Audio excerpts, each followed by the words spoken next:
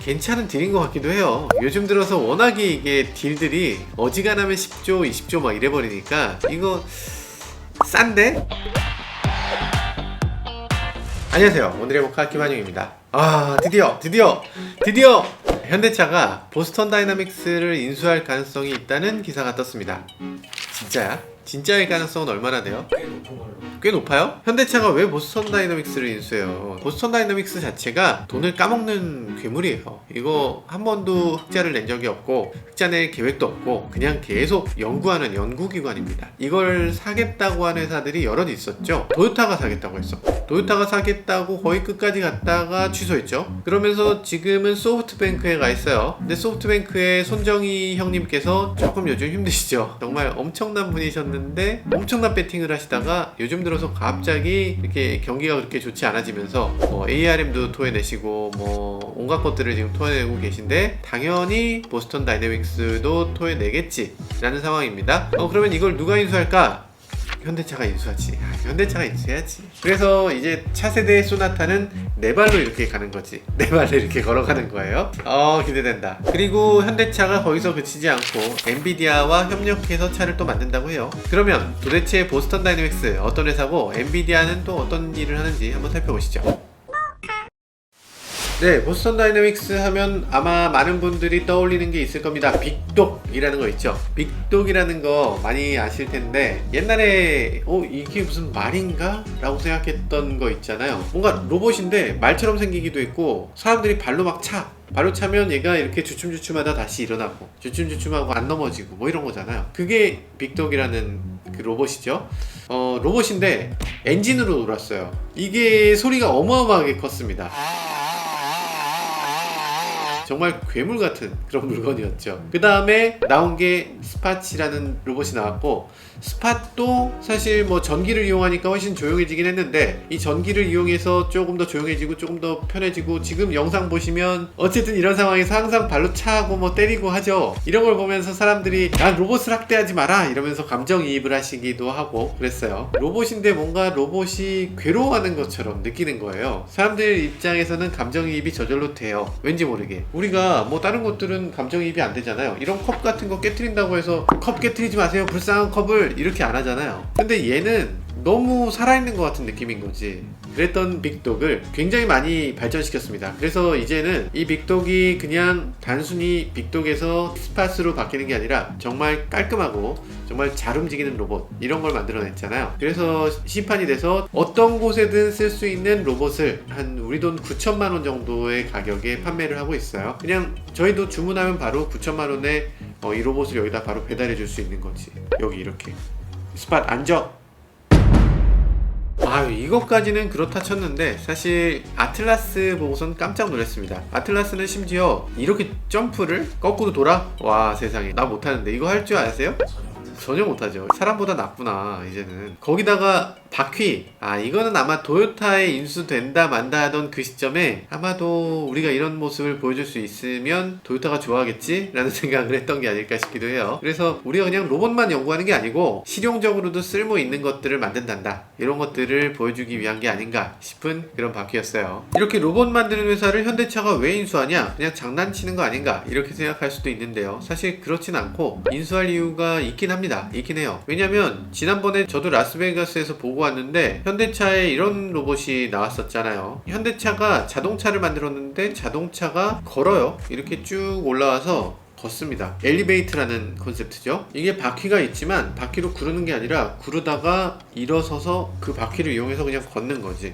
이거는 딱 스팟인데 뭔가 바라는 게 같은 것 같아요. 웨어러블 로봇이라고도 내놨었죠. 백스라고 해서 사실 공장이나 이런 데서 사용하는 외골격, 몸 바깥에 붙여서 몸의 근육을 대신해 줄 수 있는 그런 장치들을 만들었었죠. 산업용 로봇이라고도 얘기하고요. 진짜 아닌 게 아니라 현대차 그룹의 정의선 회장도 2020년 신년사에서 굳이 로봇을 만들겠다. 로봇 PAV, 그러니까 PAV는 드론 같은 개인용 비행체거든요. 이런 것들을 이용한 항공 모빌리티, 스마트 시티 이런 것들을 만들어내겠다, 이런 내용으로 신년사를 하기도 했어요. 그러니까 결국에는 로보틱스를 안 하진 않겠다, 반드시 로보틱스를 하겠다라는 건데, 그걸 어떻게 하는 게 가장 효율적인가? 지금부터 돈을 투입해서 보스턴 다이내믹스의 뭐 아틀라스나 스팟이나 이런 것들을 지금부터 개발하면 돈이 도대체 얼마나 들 것인가? 그런 것에 비하면 지금 소프트뱅크가 이걸 매각하는 금액이 10억 달러거든요. 10억 달러면 1조 1000억이에요.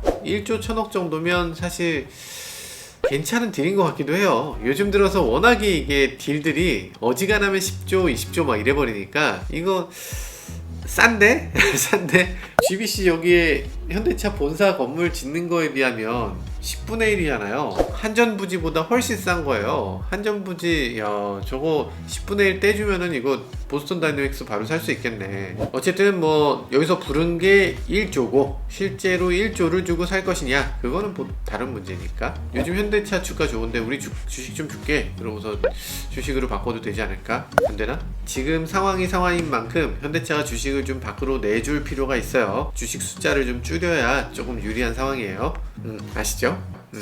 네, 현대차가 엔비디아하고 협력한다는 얘기도 있죠. 2022년부터 출시되는 모든 차에 엔비디아 드라이브를 적용한다고 합니다. 엔비디아 드라이브라는 게 뭔데? 엔비디아 하면은 여러분들 아시겠지만 그래픽 카드 만드는 회사죠. 야, 요즘은 또 3080이 핫하지 않습니까? 저도 하나 샀는데 요즘 AMD라고? 라데온이라고 요즘? 에이, 아니야, 엔비디아지. 그거 벤치를 믿을 수가 없어요. 실제로 나와봐야지 알아요. 네, 왜 현대차가 엔비디아하고 협력을 했는지 이 기사 내용을 조금만 보면요, 현대차 그룹이 인공지능 선도기업 엔비디아와 협력을 확대해서 AI 기반의 커넥티드카 서비스 보급에 나선다.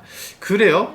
아니, 엔비디아는 우린 그래픽카드 메이커라고 생각했는데 AI 메이커였어? 야, 뭔가 좀 이상한데? 이게 서로 관계가 있습니다. 관계가 없는 게 아니에요. 이 그래픽카드 GPU라고 하는 게 예전에는 그래픽을 보여주는 장치였어요. 이제는 이 그래픽을 보여주는 장치로 온갖 것들을 하죠. 채굴해? 야, 그거 아주 좋은 용도죠. 네, 채굴하는 데 활용하고요. 아무튼 지금 보면 GPU에 전성기가 오고 있는 것 같아요. 인공지능에서도 마찬가지로 CPU가 하는 그런 1 더하기 1은 귀요미.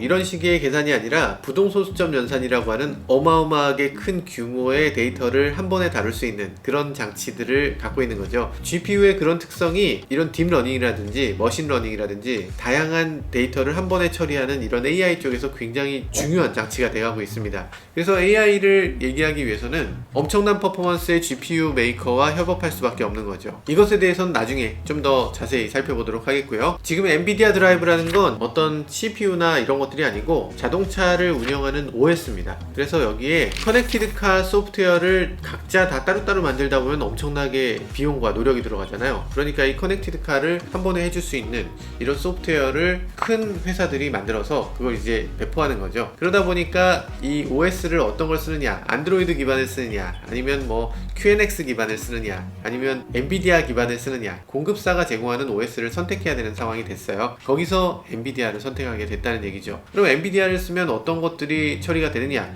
여기 보면요, 운전자의 의도와 상태를 파악하는 지능형 컴퓨팅이 된다. 그래요. 이건 아마 먼 미래인 것 같고요. 그리고 차량과 주변 인프라를 연결하는 심리스 컴퓨팅. 내가 차에서 뭔가를 하고 있는데 그걸 차에서 나가서 폰으로 연결할 수 있다는 거죠. 폰으로 내 차에 대해서 어떻게 지시를 하고 이 폰을 갖고 차에 들어가면 목적지나 뭐 이런 것들이 다 입력이 돼 있다는 거고, 이런 것들을 해주는 OS를 지금 만들어냈다는, 그래서 그걸 채택했다는 얘기입니다. 엔비디아가 OS를 갖고 있을 뿐 아니라 이 OS를 기반으로 하는 통합 솔루션을 갖고 있기 때문에 뭐 HUD라든지 계기판이라든지 이런 것들도 다 한꺼번에 통합적으로 관리할 수 있는 이런 OS가 돼가고 있거든요. 그래서 그런 것들을 적용하게 되면 조금 더 편하게 IT 기술을 적용할 수 있게 되는 거죠. 어떤 개발 프로세스도 통합적으로 되니까 우리 차만을 위해서 만드는 게 아니라 여러 차들이 다 비슷한 프로그램을 만들어서 생태계를 만들어낼 수 있고요. 그리고 우리가 개발자를 일일이 새롭게 만들고 새롭게 뭔가 개발하고 거기서 이 개발 인력이 전혀 움직이지 못하고 이런 게 아니라 필요하면 개발 인력을 저쪽에서 뽑아올 수 있는, 너 그 엔비디아 드라이브로 개발했었어? 그럼 이리 와서 여기서 개발 이어서 해. 그럼 여기서도 개발할 수 있고, 이런 식으로. 아니면 소프트웨어 개발 업체를 외주를 줘서 소프트웨어 개발 업체가 엔비디아 드라이브 전문으로 소프트웨어를 개발할 수 있는 그런 팀들이 또 만들어지고 이런 생태계가 꾸려질 수 있다는 거죠. 엔비디아가 얼마 전에 소프트뱅크로부터 정말 엄청난 회사를 샀잖아요. ARM을 샀죠. ARM 얼마에 샀는지 아세요? 47조에 샀어요. 47조. 야, 아니 47조를 갖고 있었어? 엔비디아가 그렇게 부자야? 야, 세상에 진짜 잘 나가네요. 엔비디아가 초창기에 비트코인 채굴한 거 아니야? 아, 가능하잖아. 자기네가 근데 그래픽카드 품귀였어요. 그거 자기네 컴퓨터에 다 꽂아놓고 채굴하면 되잖아. 킹리적 가심이라고? 내가 젠슨왕이면 그랬을 것 같은데 에이, 그럴 사람이 아니지. 나니까 그런 생각하는 거지. 네, 엔비디아 OS는 이런 식으로 만들어지는데요. 사실 엔비디아 OS를 쓴다는 건 뭐다? 당연히 엔비디아 칩을 또 쓰겠다라는 거죠. 그럼 엔비디아 칩을 쓰면 또 뭐다? 당연히 자율주행으로 가게 되면 엔비디아 시스템을 도입하면 이 칩에다가 뭐만 더 넣으면 돼요. 옵션으로 요거만 하시면 됩니다. 엔비디아의 늪에 빠진 거죠. 그래서 엔비디아가 아유 호객님, 아유 그래픽카드로 이것만 쓰세요. 자율주행도 할 수 있는데 하면서 이제 옵션을 하나둘씩 추가하는 거죠. 그렇게 되면 옵션의 전문인 현대차가 이 통합적으로 이걸 가져오게 되지 않을까 이런 생각이 들기도 해요. 네, 최근에 우리가 가장 기대하고 있는 자동차 브랜드 보면 테슬라잖아요. 테슬라 보면 뭐 굉장히 어떻게 얘기하면 바퀴 달린 IT 기기 이런 말도 많이 하잖아요. 여기서 가장 중요한 부품 뭘까요? 카메라 이런 것들도 당연히 중요하지만 카메라, 레이더 이런 것들을 통해서 얻은 데이터를 이게 사람인지 차인지 그냥 종이 조각인지 이런 것들을 분석할 수 있는 이런 것들이 바로 소프트웨어와 프로세서가 하는 일인데 당연히 이제는 엔비디아하고 협업할 수밖에 없습니다. 사실 따지고 보면요, 지금 테슬라에 들어가 있는 자율주행 엔비디아가 공급해 왔어요. 그리고 최근 들어서 테슬라가 이거를 새롭게 만들기 시작했는데 이제는 엔비디아를 하지 않을래 라고 하면서 어디에 아키텍처를 썼냐면 ARM의 아키텍처를 썼습니다. 그래서 ARM을 기반으로 하고 거기서 자신의 프로세싱을 더 강화하는 방향으로 이렇게 ARM을 확장시킨 방향으로 반도체를 만들었는데 여기 CPU 이름이 FSD 칩이라고 돼 있어요. 그래서 이 FSD 칩이라는 걸 쓰는데 이 FSD 칩이 결국에는 ARM이야. 그 ARM을 결국에는 엔비디아가 사버렸어. 그러니까 지금 어쨌든 지금 모든 걸 엔비디아가 갖고 있는 거예요. 그래서 이 자율주행에 대한 최고 기술력은 결국에 엔비디아가 갖게 되는 게 아닐까. 그래서 현대차는 당연히 지금은 누군가와 손을 잡아야 된다면 엔비디아와 잡을 수밖에 없는 게 아닌가 이런 생각이 들긴 합니다. 네, 정말 아주 다이나믹한 자동차 업계입니다. 정말 모든 것들이 이렇게 빠르게 변화된 적이 없는 것 같고요. 그리고 현대차도 이렇게까지 오픈된 마인드로 변화된 적이 없는 것 같습니다. 현대차가 과거에는 모든 것들을 내가 다 하겠다, 뭐 변속기, 엔진, 뭐 전자장비, 뭐 모든 걸 다 하겠다 라는 느낌이었다면 지금은 우리보다 더 잘하는 선진 문물을 받아들이겠다 이런 느낌으로 바뀐 것 같아요. 만약에 비용이 든다면 비용을 들여서 그걸 받아들이는 게 미래에 훨씬 더 빠르게 적응할 수 있고 더 나은 제품을 만들어낼 수 있는 방법이다 이렇게 생각을 바꾼 것 같은데 정말 바람직한 생각인 것 같습니다. 일단 엔비디아 그리고 보스턴 다이내믹스 뭐 리막이라든지 뭐 앞티브라든지 뭐 이런 정말 많은 회사들과의 제휴관계를 통해서 더 나은 상품, 더 나은 자동차를 만들어주기를 바라봅니다. 지금까지 저는 모카 김한효였습니다. 감사합니다. 엔비디아 형님이 짱이야. 테슬라가 엔비디아보다 조금 높네요. 시가총액이 거의 비슷한데 아니 비슷한데 야 이게 놀랍습니다. 아니 이게 그래픽카드 회사가 이게 지금 시가총액이 인텔보다 높은 거예요. 인텔의 2배가 넘어. 아씨 이거 뭐야.